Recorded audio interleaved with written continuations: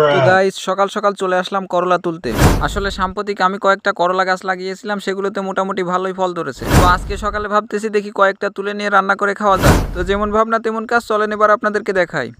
তো আমরা লাগিয়েছিলাম কিছু মিডিয়াম সাইজের করলা, দেখেন এখানে হয়েছে। করলাগুলোর সাইজ তেমন একটা বড়ও না, আবার তেমন একটা ছোটও না, মানে মিডিয়াম পর্যায়ের। তো নিজের গাছের করলা নিজে তুলে খাওয়া মানে আলাদা একটা শান্তি। তো চলেন আপনাদেরকে বাকিগুলো দেখাই। তো দেখেন এখানে মোটামুটি 4টে তুলেছি, আর এই একটা দিয়ে মোট 5টা। তো এবার চলেন আর কয়েকটা তুলে আনা যাক। তো এবার এইখানে দেখেন আরেকটা ছোট করলা আছে, এটাকেও তুলে নিই। আর এইখানে আরেকটা আছে, এটাকেও তুলে নিই।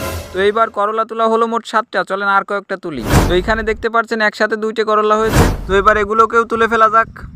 তো এই যে দেখেন করলাগুলো, আগে ছিল মোট 7টা, আর এই 2টে মোট 9টা করলা হয়েছে। তো চলেন এবার এগুলোকে একসাথে করে দেখা যাক। এবার দেখেন এখানে মোট 9টা করলা আছে। তো এগুলো একদম তাজা, মাত্রই গাছতে তুললাম আমরা। তো চলেন এবার এগুলোকে রানতে দিয়ে আসি। তো দেখেন আসলে আমাদের করলা গাছগুলো এখান থেকেই মাত্র করলাগুলো কালেক্ট করলাম। তো চলেন এবার করলাগুলোকে নিয়ে রান্না করতে দেওয়া যাক। তো এবার রান্না শেষ, মানে নিজের গাছের করলা খেতে যে কি সুস্বাদু রে ভাই, এটা যদি আপনাদেরকে বলে বোঝাতে পারতাম। আসলে এটা শখের জিনিস, তো এই জন্য তো একটু স্বাদ নিজের কাছে বেশিই লাগে। তো আজকের ভিডিওটা এই পর্যন্তই, দেখা হচ্ছে পরবর্তী আরেকটা সুন্দর ভিডিও। ততক্ষণ পর্যন্ত ভালো থাকুন, সুস্থ থাকুন, আল্লাহ হাফেজ।